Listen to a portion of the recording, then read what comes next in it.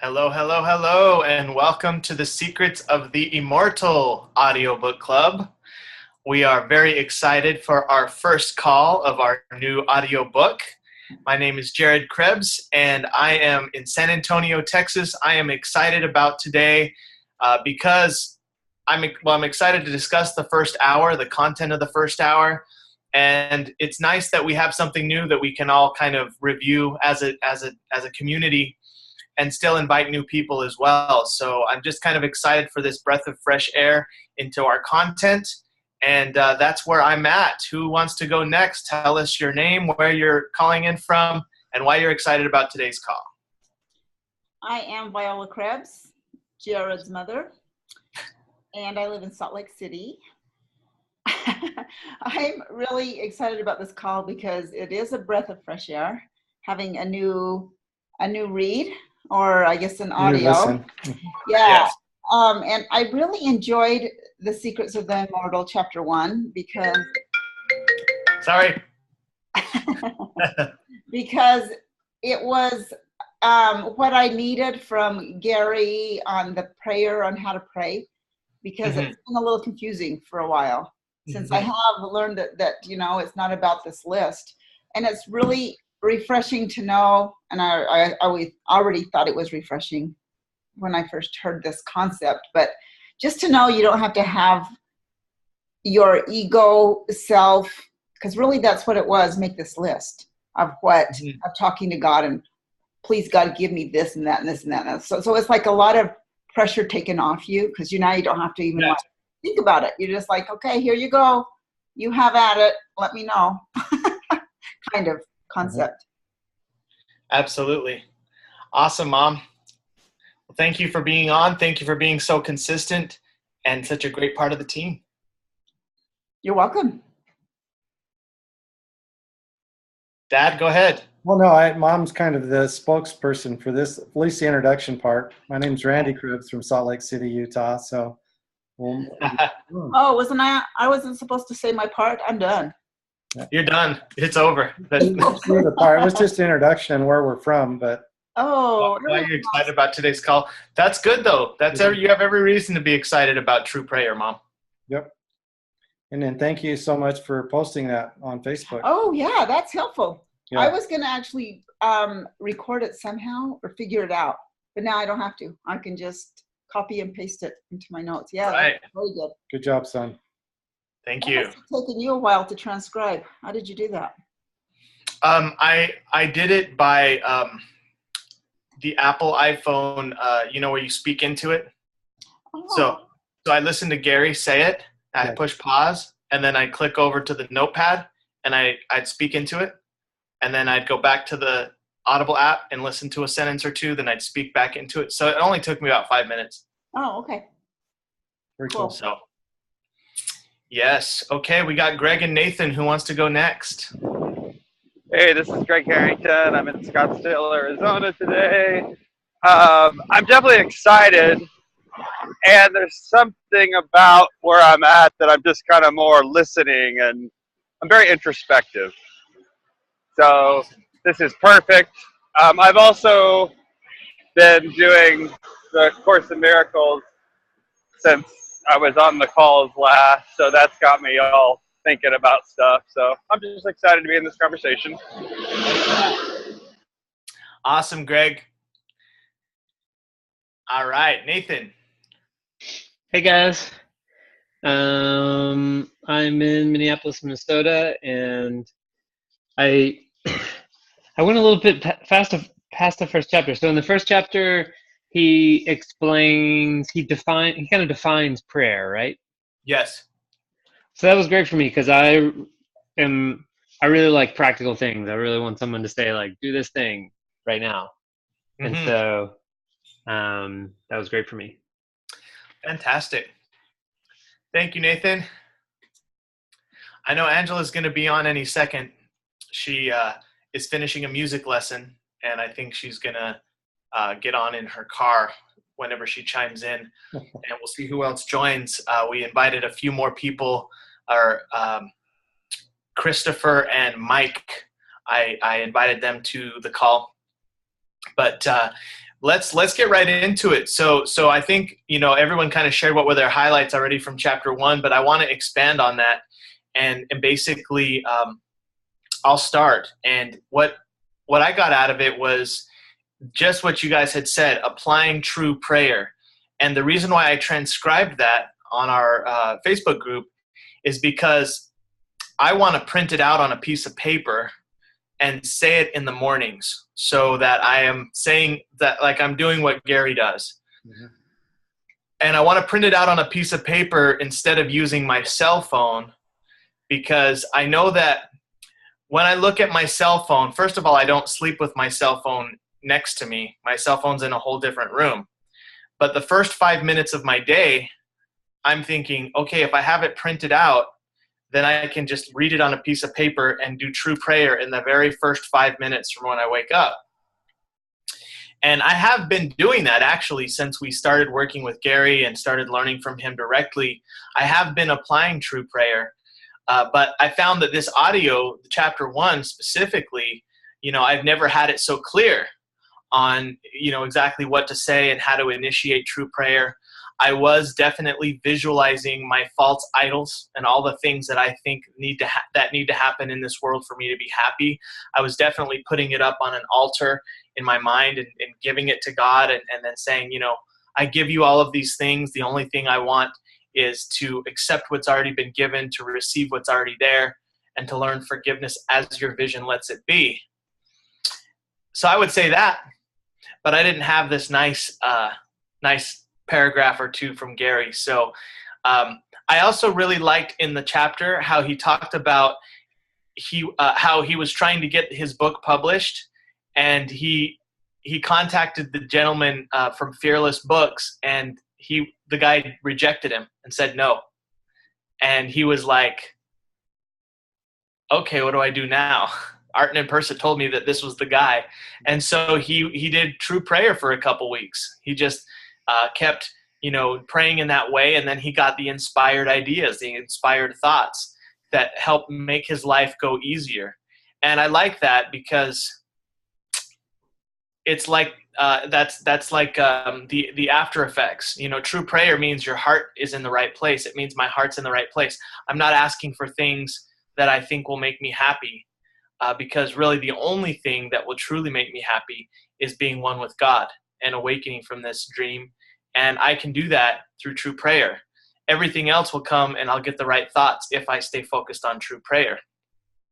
So, it's an exciting time, It's a time for me, of going from praying for, dear God, please help me get this, dear God, please help me get that, to giving all that up and joining in true prayer and actually learning basically what the difference is, right? If this is true prayer, then asking for things must be more like false prayer or prayer to destroy, as Ken Wapnick says. Can I ask you something on the, I don't know if this is even a question for you, but you know how you said I remember hearing that about him asking the publisher, and the publisher said no. Mm-hmm. What if Gary would have just said, Holy Spirit? He said no, and just kind of sought out someone else or something. I don't know, Mom. He could have tried that, but I don't know. That's not the thought that came to his mind. That's all I can say, Well, he was going under the guidance of Persa, who said, this is the guy that will publish your book. Yeah, he said Arten and Persa must know something. Yeah. Funny he said that. Yeah.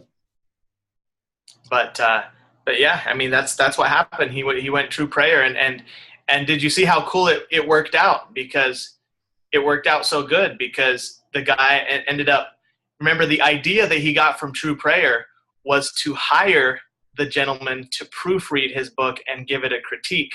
Right. And when the guy did the proofread, it occurred to him, hey, I think I should be your publisher. So it was more than perfect. Yeah, that just shows how patience, you don't get the outcome right away, to be patient with Holy Spirit, I guess. Yeah, gotta be patient. Sometimes it happens fast. Sometimes it doesn't happen. Also, remember he said in the hour, it doesn't. Sometimes the pictures of or where the Holy Spirit wants to guide you doesn't match your pictures. It doesn't match your goals. He thought it was supposed to happen a certain way, and it didn't.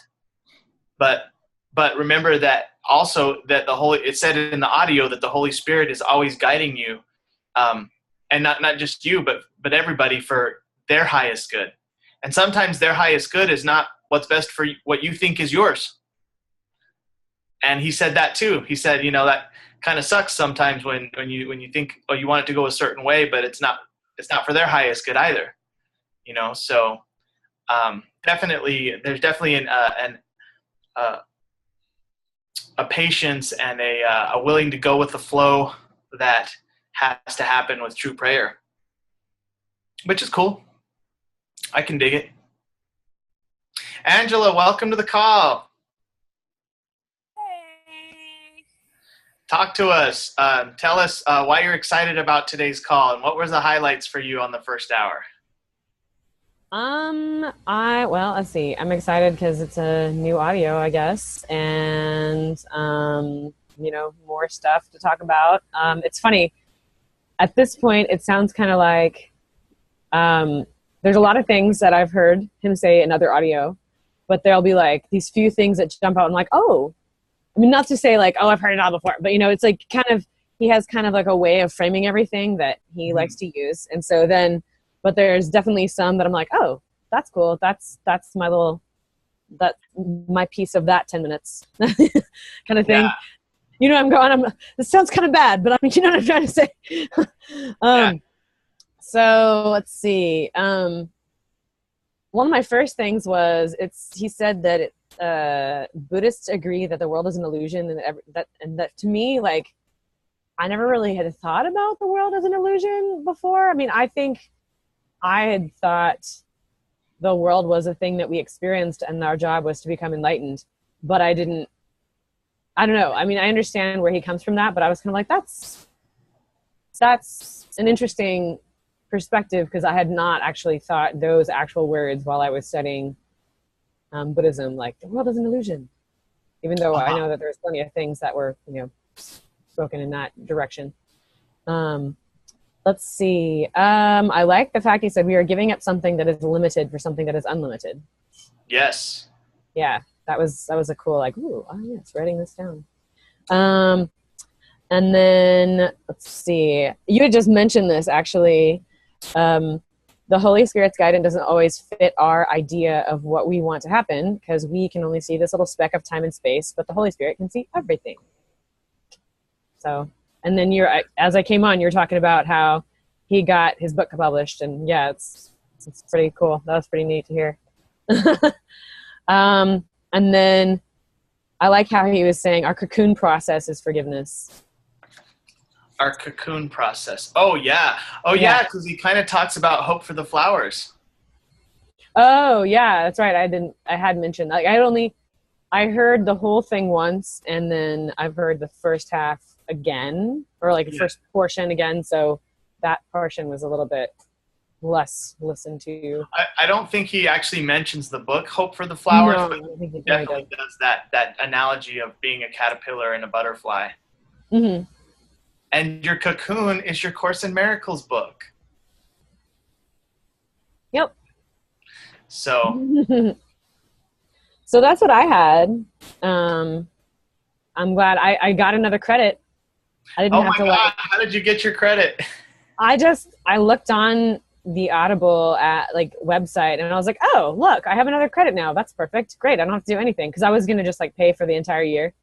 I didn't have to. It came right on time. I know. Awesome. Yep. Those are my little takeaways. I mean, I was probably going to write some more stuff down on the rest of the listen, but I didn't get there. Heck yeah. Thank you, Angela. You're welcome. Okay. Greg, Nathan, Randy, Viola. Who wants to go next? I have something else. All right. I think this was on chapter 1. If not, maybe I cheated and went on to chapter 2. But to know and not do is to not yet know. Ooh, yeah. Right? That was good. She just stole my line, but that's okay. No, it's That was a fine. good one. Yeah. It's Yeah, we both made comment on that. So it's not enough to just know it, and that's so true, because even in our business that we do, and we're always learning and studying and learning how to improve our skills. You don't really learn it until you go out into the field and do it, because there are those perpetual students that just study, never do it, and you just will never know it. It's impossible. I agree. It's very, very, that was like a Chinese koan or something. It was very profound. Yeah. yes. Let's see my notes. Since we're up like that, I know he talked a lot on. I love how y'all take notes, by the way. Well, yeah. How everyone takes Actually, notes. we were listening to this. We were on a 2-hour drive, so it worked out pretty nice. Mom was taking notes, and I was just listening. I fell asleep for a little bit of it. What do we got? A revelation gives you experience when you become one with your source. Revelation. Yeah. It gives you experience when you become one with your source. I don't know. Was he comparing the Bible with that one? Revelation? I wrote it, so it must have meant something at the time. Yeah. I don't know. I don't know either. Yeah. In other words, when you go to God, you're not trying to get something. I think you put it that way. You're not in prayer. In prayer, you're not just praying for something or for someone. So yeah, you're not trying to get something. I remember like years ago when I was young. Well, I probably wasn't that young. I think I was with a group of Mormons, and I'm not like saying that they're bad people or anything, but I remember being in this group and they're like, we always start with a prayer. Viola, would you like to start the prayer? And Mormons are very good at it, but they have like this list of stuff. And I remember, like, I'm a Catholic. I pray the Hail Mary. Like, so I don't know. I couldn't do the Hail Mary with these Mormons. So I'm just like thinking, this would have been just really good if I would have known this back in the day. Yeah. The thought just kind of came into my mind. It's that everyone does have this idea of prayer, and it's different for each religion even, right? It's just refreshing. I think it's refreshing. Like we pray the rosary too, right? As Catholics. I mean, I don't really do that anymore, but I can see that the meditation, and it's just repetitive. But I think maybe you're just saying the words. I don't know. So true. But no, I'm excited for the prayer as well. And I think, yeah, I agree with you. I'll print it out and have a paper copy as well. And That's just a be good ready idea. to do it in the morning. And at night. Like the last 5 minutes at night too, didn't he say? Yep. Heck yeah. And then watch yourself get inspired ideas all day about solutions in your business or in your life or with your family or whatever you need. Yeah. And yeah, most of my solutions come in the morning. That's good.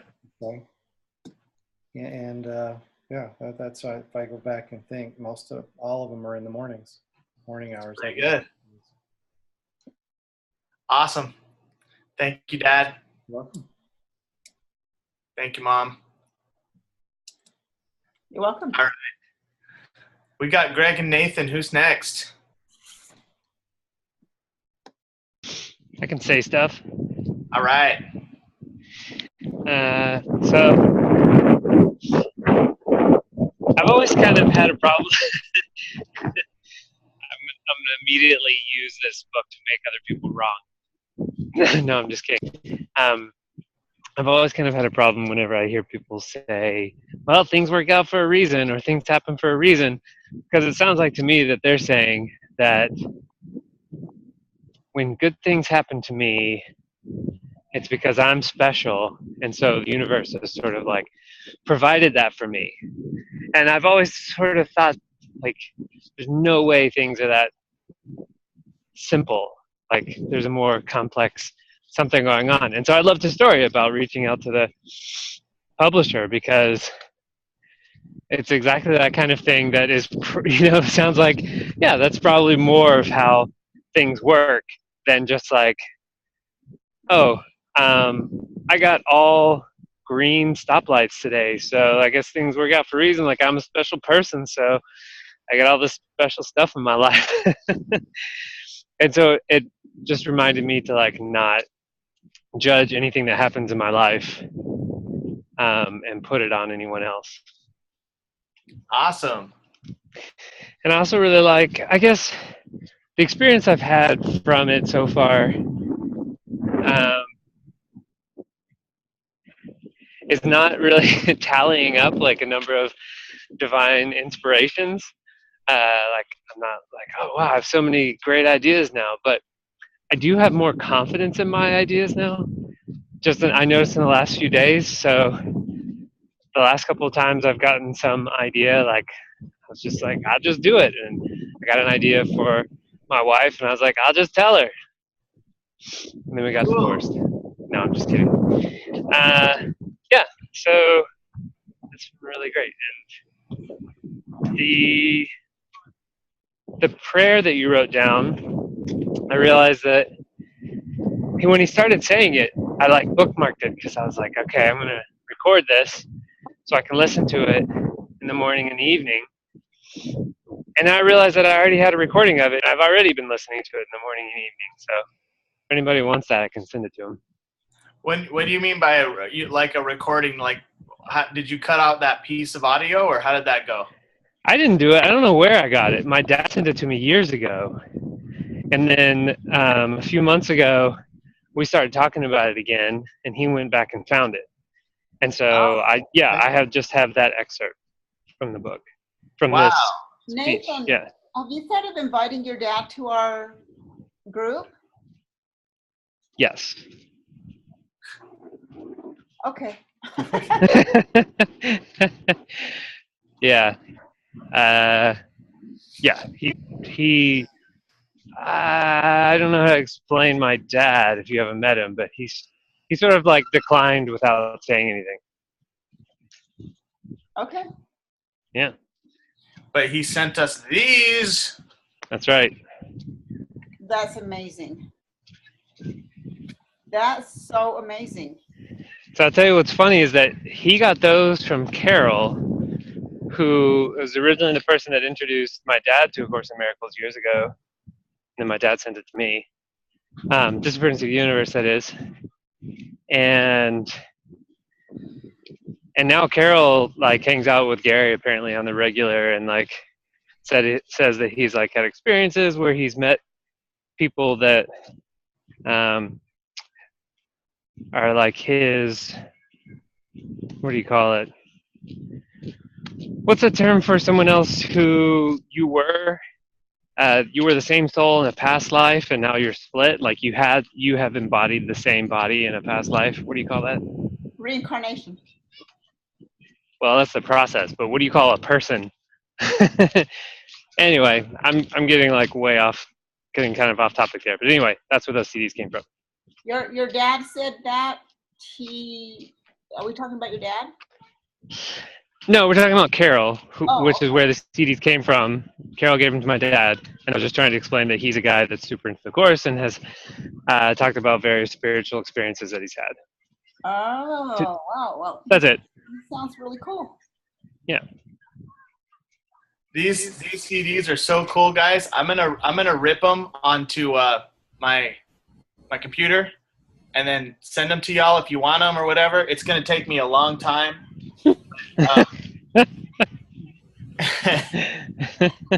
Guys, it's 12 discs. It's 12 discs, and I have 6 of these. So what's 6 times 12? 72. Okay, 72 discs, and guess what else? We're actually missing a third of them because I need to talk to your dad, Nathan, because he sent me maybe he doesn't have the other 3 volumes, but he basically sent me lessons 1 through 220. So I'm missing 221 through 365. I'm missing like the last third of them.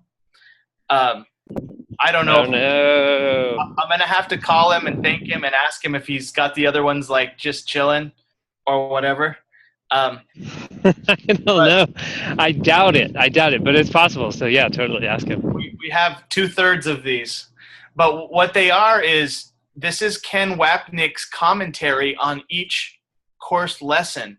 So Greg Harrington, I know you're doing the course right now. What lesson are you on, Greg? I think 21. 21. So for example, you would listen to this, the first volume, and when you're on lesson 21, you would basically listen to Ken Wapnick's commentary on lesson 21 that day.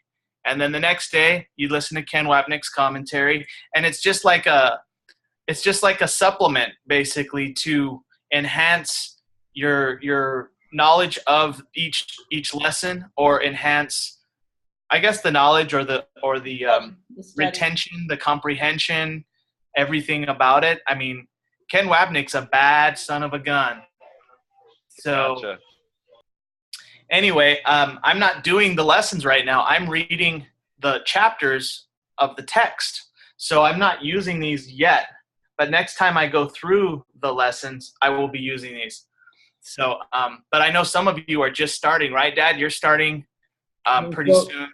I'm finishing the Disappearance of the Universe book first. Okay. And Gary said that, when we met with Gary, Yeah. those might not be like sold for much longer. Yeah. Yeah. So we gotta look into buying these for the text, because apparently there's addendums or whatever that Ken Wapnick made for the text as well. So yeah. Yeah, so there's journey through the workbook and journey through the text. Okay. Nathan, do you know if your dad has that? Just kidding. We'll buy it. he didn't even want to hold on to those CDs. No, I don't think he has anything else. Well, I seriously want the one for the text, because I'm reading it, guys. I'm reading the text right now, 2 pages a day. I wake up, I do my true prayer, and I actually also do some other things, like I write for 20 minutes, just whatever's in my brain. I visualize my goals later, but I do true prayer first. And at the end of the morning little thing I do, I read 2 pages of the text. And oh my gosh, I love it. The text of the Course in Miracles is on point.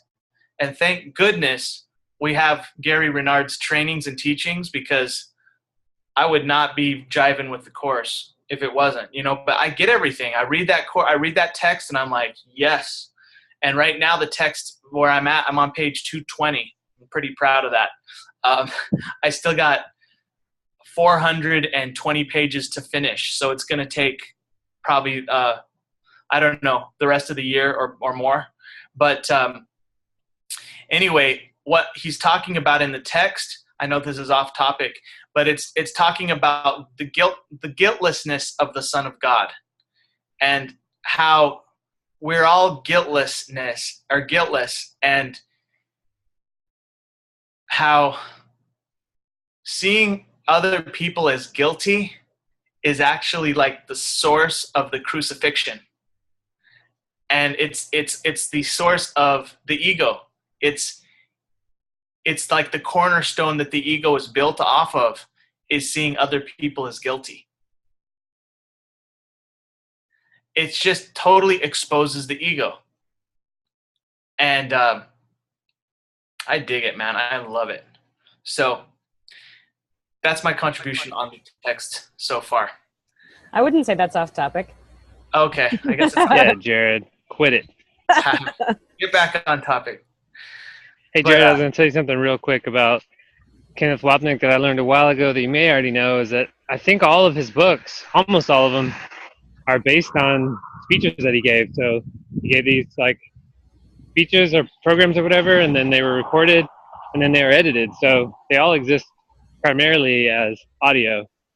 So I've always been trying to track down like the original audio, since that's kind of a better way for me to learn. Yeah. And so they kind of exist. They should exist. Everything should exist in both forms. It's just that I think the text and the ones that are transcribed are a little bit more edited. So Okay. either way. Cool. Yeah, I didn't know quite if he had wrote those things or if he was, just recorded on audio. I know he has a lot of YouTube videos. Have you found his YouTube videos? Yeah, I've seen a few of them. But yeah, I think that's why there are so many books by him, is that they're mostly just transcribed. Mostly. Okay, gotcha. I have 2 of his books. Oh, do tell. Yeah, so this one, The Stages of our Spiritual Journey. I bought these to take to Croatia. So I wanted something small to read. And so they're just like little books. But it's so good.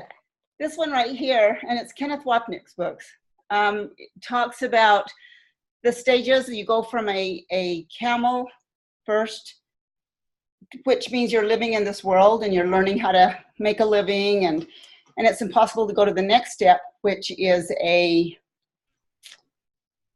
go from a camel. The child is the last one. But, the lion. Then you go to the lion, where you become aware that, nothing in this world works. And it talks about that. And so you go on that stage for a while. Then you become the child, where you start to actually make the changes. So I think I'm probably in the lion stage, kind of in between. And then, so I finished this book, and I loved it. This one, Healing the Unhealed Mind, is even better. Like, this is so good. And it's just a small book, but what was I reading that was so pertinent? Just like, I've only read a few pages, but it talks about, it's so up there with Ken Wapnick. Like, I love these books. Anyway, and they're only like $10. They're $10. I like books though. So. Hey, maybe we can read one of those next. Who knows? We can ask the Holy Spirit. Uh-oh, you're breaking up. We're coming back. What'd you say? You broke up. Oh, I said we could ask the Holy Spirit what we should read. Oh, heck yeah. Heck yeah. Awesome. Thanks, Mom. Okay, Greg.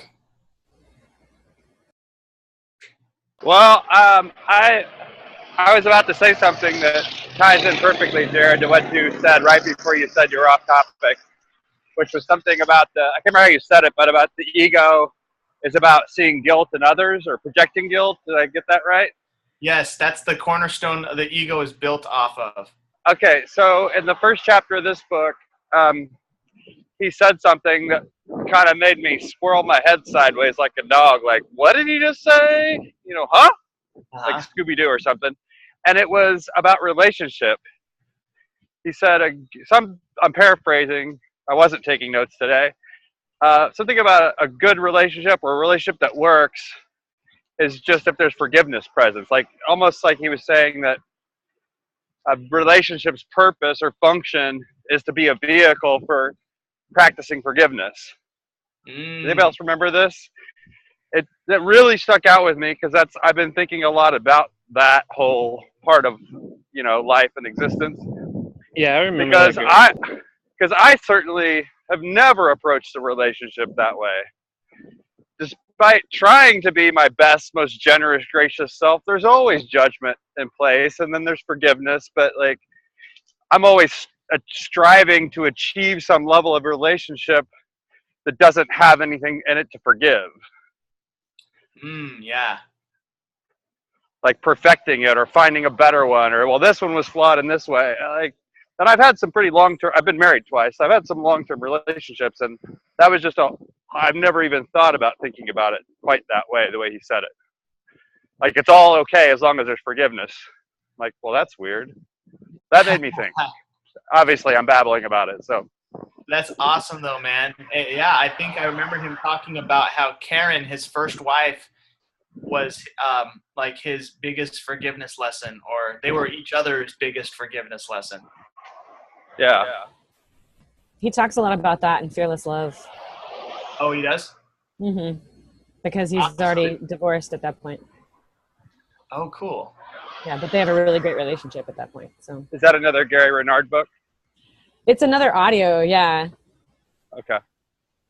Yeah, there's 2 more audios of his that we could listen to after this one.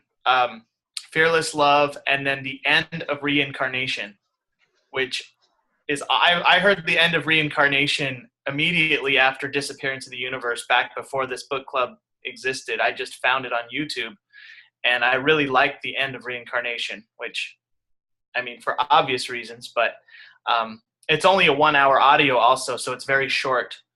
I think Secrets of the Immortal is the longest one besides Disappearance. How long is Fearless Love, Angela?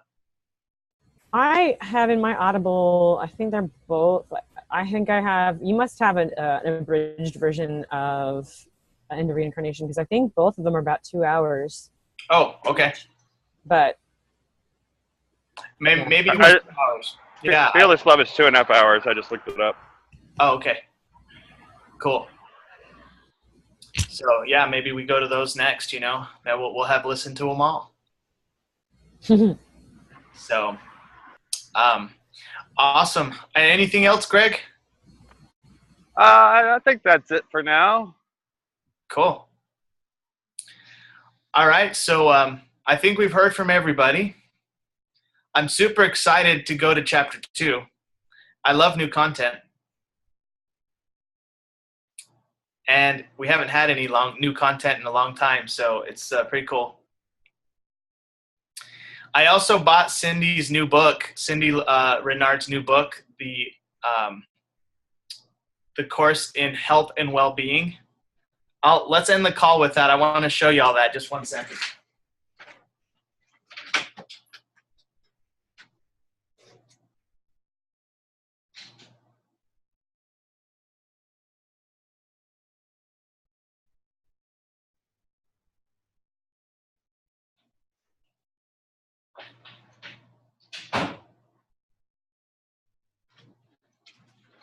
Have you started reading it yet, Jared? I have. So this is called A Course in Health and Well-Being by Cindy Laura Renard, which is Gary's wife. And Cindy is a really great Course in Miracles teacher. Like, I was super impressed when I had dinner with Gary and Cindy out there in LA. And she's very well spoken. She's a good teacher, man, and she delivers it really clear. And I mean, just in that, I mean, it was super loud in our dinner. We were at this restaurant; it was super loud in there, but I still got a lot out of that. And she's got her own unique voice, and I mean, obviously, her influence with Gary and everything that she's been exposed to in the last 10 years has probably groomed her to be the great teacher she is. But this book is really cool.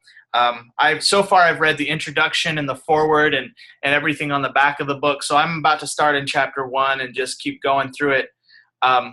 So I can't give you guys a little synopsis on it yet, but it's it's not that big of a book. It's 100 pages. And hey, it's on health and well-being. Cindy's my friend too, so I had to buy the book. Come on. It was like $12. You can get it on Amazon Amazon Prime for $12. A Course in Health and Well-Being, and it just came out last week. So so I want to encourage you to get that, and then also Gary's new book's going to be coming out in November, which is the lifetimes when Jesus and Buddha knew each other. So we are not short of content. You bought that one for me already. And I already bought that for you, Mom.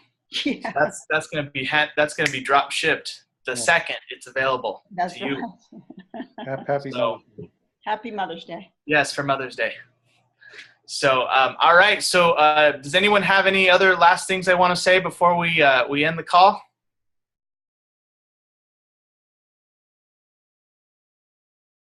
All right. Well, actually, let's end the call like this.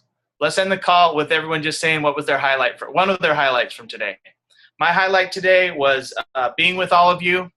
What did I learn? I learned that everybody is doing something different. Everybody's has a different book they're reading or a different thing they're listening to. I also learned that this is probably our core group.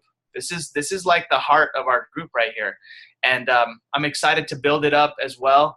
But I love the core. This is the core group. So that was my highlights. That's what I learned. Mine's similar. I just like hearing what everyone's doing and kind of knowing through various minds, well, little pieces of God and whatnot, like what they're experiencing and reading and stuff. And so this is Sangha. Yeah, that's right. Our community. Sweet. Thank you, Angela. What I like too is, I've listened to chapter 1, but through this call, I'm picking up little nuggets. Oh yeah, I heard that. I remember hearing that. So I really appreciate, having this call where it actually brings up something I heard but didn't really, register until this call to the importance. Absolutely. Thank you, Dad. I appreciate that each one of us kind of hears something different depending on where we are in our life. Like Greg heard something that I totally didn't hear because he's experienced something different than I have with relationships. And then Nathan's dad, the whole thing about Nathan's dad's kind of like, well, I feel like this has to be kind of like a divinely inspired group or something, it's just like something's moving it. And I just appreciate being part of it all. Yes, me too. This is Greg. I guess this is a learning of sorts, but really it's just an appreciation for this group and the conversation. I've been in a funky place. My grandmother died a little over a week ago, and I feel okay emotionally, but I've just been experiencing emotional things that I'm not accustomed to. And I listened to the book today. Usually I get all kind of jazzed and amped with this kind of thing, but I had the experience of a negative reaction, like, ugh, this is different. I don't like it. Like the mechanism, saying stuff. And I knew that wasn't me, and that isn't my normal response. And so I was looking forward to this call, and you all delivered. Like, everybody saw something different, and like as a contribution to me. So thank you. Of course, our pleasure, and our deepest condolences to you and your family about your grandma. Yes. Thank you, Jared.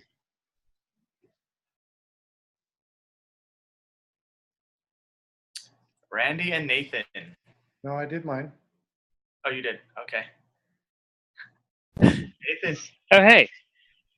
Let's see. I didn't realize till we were on the call today that, and you were talking about insights, that I didn't feel like I had more insights, but just that I had more trust in my insights. So that was cool. That's big time.